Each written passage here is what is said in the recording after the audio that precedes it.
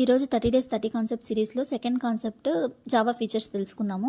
Java అనే programming language simple code రాయడానికి మాత్రమే కాకుండా ఎంటర్ప్రైజ్ లెవెల్ బిగ్ అప్లికేషన్స్ని బిల్డ్ చేయడానికి యూజ్ చేస్తాము. అండ్ జావా మెయిన్ ఫీచర్స్ ఏమంటే ప్లాట్ఫామ్ ఇండిపెండెంట్. సో ప్లాట్ఫామ్ అంటే ఇక్కడ ఏంది ఆపరేటింగ్ సిస్టమ్. ఇప్పుడు ఒక సిస్టంలో విండోస్ ఆపరేటింగ్ సిస్టంలో కోడ్ డెవలప్ చేసాము. దాన్ని సేమ్ కోడ్ని మనము అనదర్ సిస్టంలో even it has different operating system like Linux ఉండొచ్చు, మ్యాక్ ఉండొచ్చు, ఏదున్నా కూడా ఈజీగా రన్ అవుతుంది వితౌట్ ఎనీ ఇష్యూ. సో దానివల్లనే జావా అనేది ప్లాట్ఫామ్ ఇండిపెండెంట్ అంటాము. And Java is object oriented language అంట. అంటే ఇప్పుడు ఫర్ ఎగ్జాంపుల్ మనం రియల్ వరల్డ్లో తీసుకుంటే ప్రతి ఒక్క దాన్ని మనం ఆబ్జెక్ట్గానే కన్సిడర్ చేస్తాము. ఇప్పుడు హ్యూమన్ అయినా, ఏసీ అయినా, టీవీ అయినా, చైర్ అయినా, everything we consider as an object.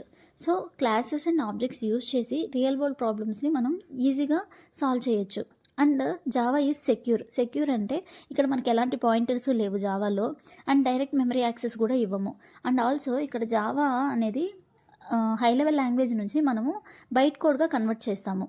So byte code అనేది హై లెవెల్ లాంగ్వేజ్ కాదు, మిషన్ లెవెల్ లాంగ్వేజ్ కాదు, ఇది ఇంటర్మీడియట్ లాంగ్వేజ్ అనమాట. 0s and 1s ఉంటుంది. సో దీన్ని మోడిఫికేషన్ చేయాలన్నా, హ్యాక్ చేయాలన్నా చాలా డిఫికల్ట్. అందువల్ల జావా అనేది వెరీ సెక్యూర్ అనమాట.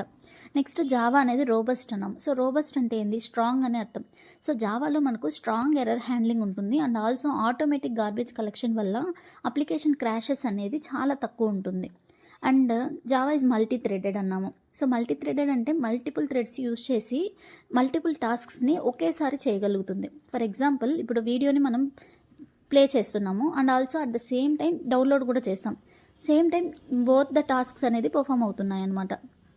నెక్స్ట్ జావా అనేది పోర్టబుల్. సో ఇప్పుడు పోర్టబుల్ అంటే నార్మల్గా ఇంగ్లీష్ మీనింగ్ ఏమంటే we can carry from one place to another place. Same అలాగే జావా అప్లికేషన్ని మనం ఒక సిస్టమ్ నుంచి ఇంకొక సిస్టమ్కి ఈజీగా మూవ్ చేయొచ్చు అనమాట. అండ్ జావా అనేది హై పర్ఫార్మెన్స్ అంటే ఇప్పుడు జావాలో మనకు JIT అనే ఒక కంపైలర్ ఉంది, జస్ట్ ఇన్ టైం కంపైలర్ అంటారు. సో దాన్ని యూస్ చేసి ఎగ్జిక్యూషన్ స్పీడ్ అనేది చాలా వరకు ఇంప్రూవ్ చేయొచ్చు. దానివల్ల పర్ఫార్మెన్స్ అనేది కూడా ఇంప్రూవ్ అవుతుంది. నెక్స్ట్ జావా ఈజ్ డిస్ట్రిబ్యూటెడ్ అన్నాము. సో డిస్ట్రిబ్యూటెడ్ అప్లికేషన్ అంటే ఏంటంటే ఇప్పుడు ఫర్ ఎగ్జాంపుల్ మనకు ఒక అప్లికేషన్ని వీ డిఫరెంట్ సర్వీసెస్గా మనం డివైడ్ చేసాం. Product service, notification service, order service.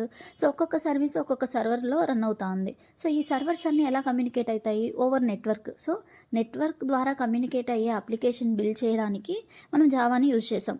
దానివల్లనే మనం జావా అనేది డిస్ట్రిబ్యూటెడ్ అంటాం.